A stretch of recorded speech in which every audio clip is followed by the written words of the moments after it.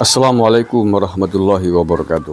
Saudara-saudaraku yang saya cintai, saya banggakan, ketemu lagi dengan saya Agus Semar dari lereng Gunung Slamet di Banyumas, Jawa Tengah. Hari ini hari Jumat tanggal 22 Maret 2023. Pak Prabowo Subianto siang tadi menemui petinggi Partai Nasdem Pak Surya Paloh dan jajarannya di Nasdem Tower Jakarta. Tentu ini adalah pertemuan yang menggembirakan dan patut untuk kita apresiasi, baik untuk Pak Prabowo maupun untuk Pak Surya Paloh. Ya. Pak Surya Paloh sebagai partai politik yang mengusung rivalnya Pak Prabowo menyadari bahwa pertandingan sudah selesai, Pilpres sudah selesai, kemenangan sudah diputuskan oleh KPU, yakni Pak Prabowo Subianto.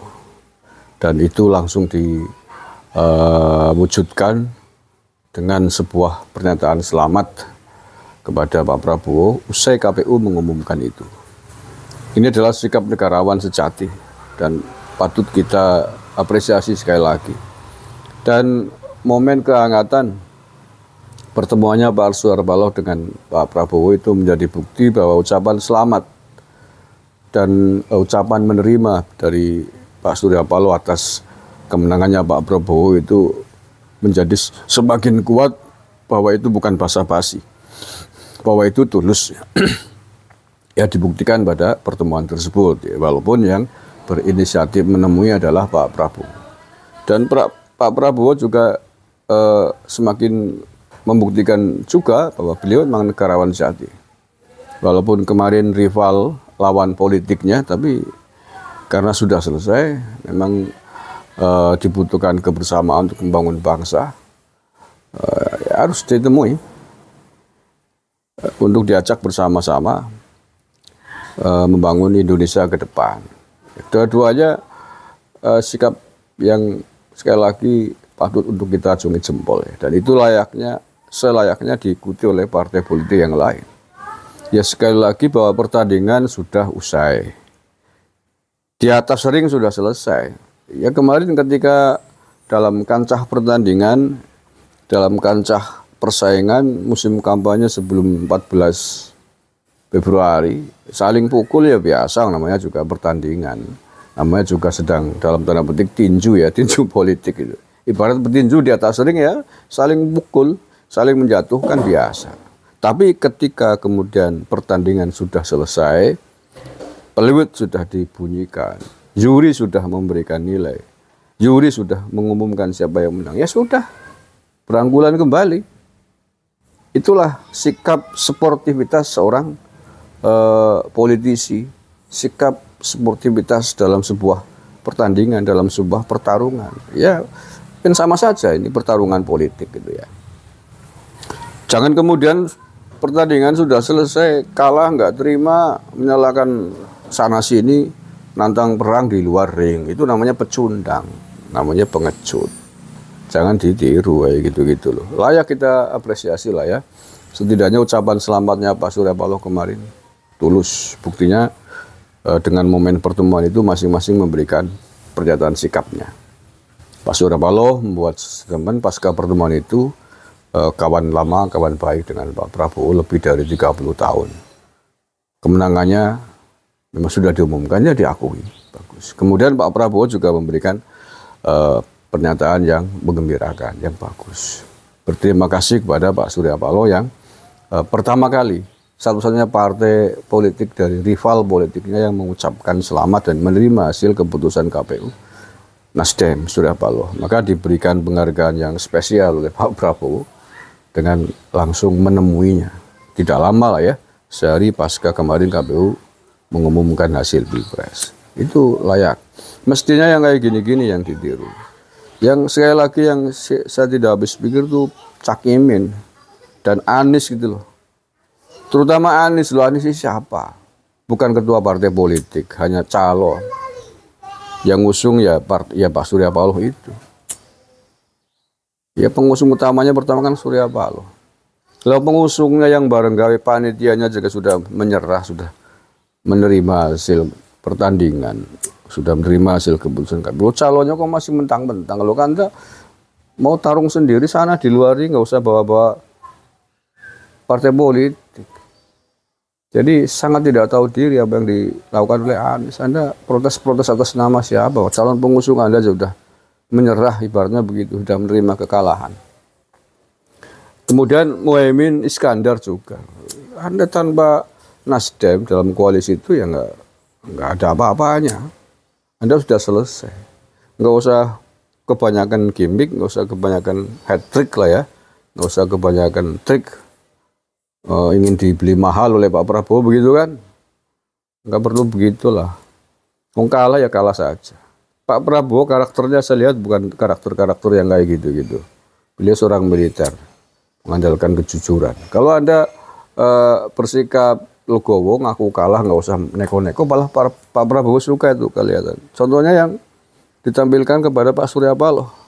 Karena Pak Surya Paloh nggak terlalu banyakkan manuver itu ya. Langsung menerima, langsung mengakui, mengucapkan selamat ya. Padahal dihargai bagus oleh Pak Prabowo. Langsung ditemui. Ya, bukan Pak Surya Paloh yang nemuin Pak Prabowo. Tapi Pak Prabowo yang nemuin Surya Paloh. Tapi kalau kebanyakan manuver, saya yakin Anda bukan akan kemudian dipakai oleh Pak Prabowo, justru akan dibuang. Saya melihat seperti itu.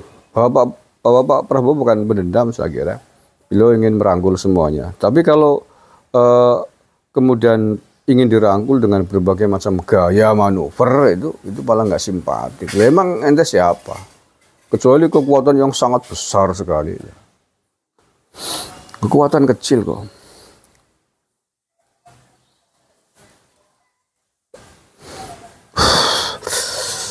Biarlah nggak apa-apa. Misalkan PDIP nggak mau mengakui kemenangan masih terus marah-marah. Nggak apa-apa lah jadi kekuatan oposisi PDIP. Kalau misalkan berani, nggak apa-apa. Toh juga negara ini butuh oposan memang. Oposan dalam artian positif untuk mengontrol gitu ya. Nggak apa-apa. Nah, apakah PKB mau ikut-ikutan menjadi oposan bergabung dengan PDI ya monggo saja. Itu urusan politiknya masing-masing, hak politiknya Cak Imin. Tapi ya hati-hati Cak Imin. Kalau Anda nggak bersih, ya hati-hati.